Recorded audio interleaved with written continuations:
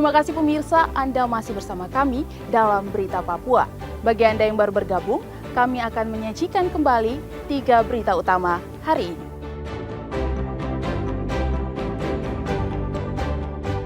Diduga karena korsleting listrik, puluhan rumah di kota Jayapura ludes terbakar.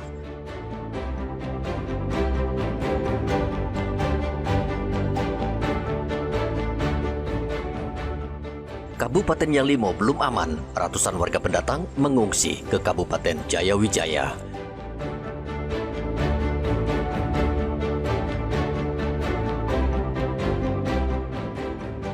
Edarkan uang palsu di Mimika, seorang wanita diringkus polisi.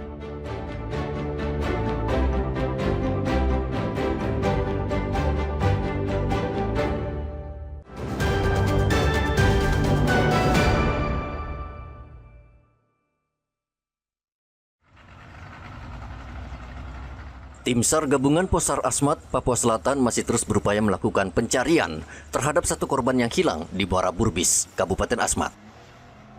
Penumpang perahu ketinting yang hilang tersebut bernama Samuel Sirano. Pencarian diperluas hingga ke sejumlah kecamatan. Kepala Posar Asmat Wagianto mengatakan, tim gabungan yang terdiri dari personel SAR, TNI, dan polisi, serta keluarga korban melakukan penyisiran hingga muara distrik Suator, namun belum membuahkan hasil. Pencarian hari ketiga, perahu ketinting terbalik berjumlah 7 orang, 6 orang selamat, 1 orang dalam pencarian yaitu Samuel Sirano. Tim SAR gabungan yang terdiri dari 3 personil Basarnas, 2 personil Polair, dan 1 personil TNI Angkatan Laut telah melaksanakan pencarian penyisiran dari Kampung Wowi sampai Wagabus hingga distrik Suator dan LKK yaitu Kampung Burbis. Namun sampai pencarian hari ketiga ini tim SAR gabungan belum membuahkan hasil. Hasil pencarian saat ini masih nihil. Tim SAR masih akan terus mencari korban. Samuel Sirano diduga tenggelam di Muara Burbis Asmat saat perahu cepat yang digunakan untuk menyeberang terbalik di muara. 6 orang selamat, namun Samuel hilang. Igobat Momolin dan Rian Tonai melaporkan dari Kabupaten Asmat, Papua Selatan.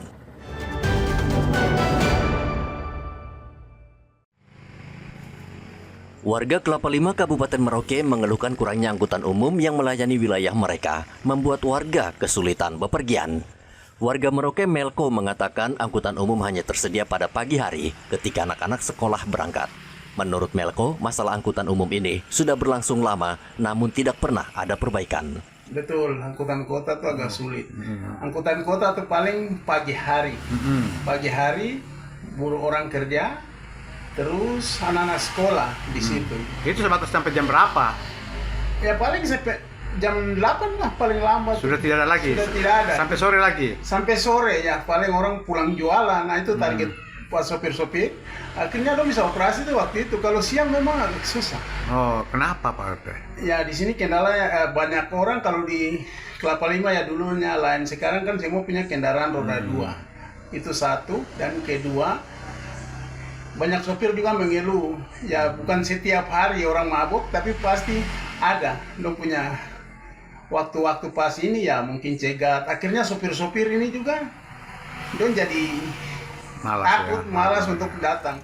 Dinas Perhubungan Merauke menjelaskan bahwa sejak dahulu rute Kelapa Lima memang sudah ditetapkan sebagai rute angkutan umum. Namun terdapat kendala teknis dan masalah keamanan yang membuat angkutan sulit beroperasi secara maksimal. Jadi menurut sopir yang bilang kepada kami bahwa jenjang daripada keselamatan, pertama satu ketidaknyamanan sopir, yang kedua penumpangnya kurang. Ya, jadi pihak pemerintah hal ini untuk sama-sama keseimbangan bahwa pemerintah tetap melakukan koordinasi dengan pihak Organda supaya tetap menertibkan kendaraannya jurusan yang ke Kelapa Lima sesuai trayek yang telah ditentukan pada saat itu. Jadi mari sama-sama menjaga suatu keselamatan transportasi baik kendaraan maupun masyarakat, sama-sama membantu menjaga keselamatan. Pemkab menerima kritik masyarakat dan akan berkoordinasi dengan sopir angkot untuk memperbanyak angkutan di kawasan itu. Namun melihat geliat ekonomi yang lesu, nampaknya penambahan angkot sulit terjadi. Apalagi saat ini banyak transportasi berbasis daring. Muhammad Ridwan dan Rian Tonai melaporkan dari Merauke, Papua Selatan.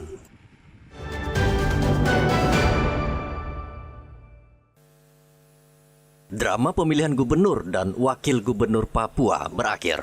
Mahkamah Konstitusi pada hari Rabu memutuskan menolak permohonan sengketa pemilihan gubernur dan wakil gubernur Papua yang diajukan oleh pasangan Ben-Hur Tomimano dan Konstan Karma.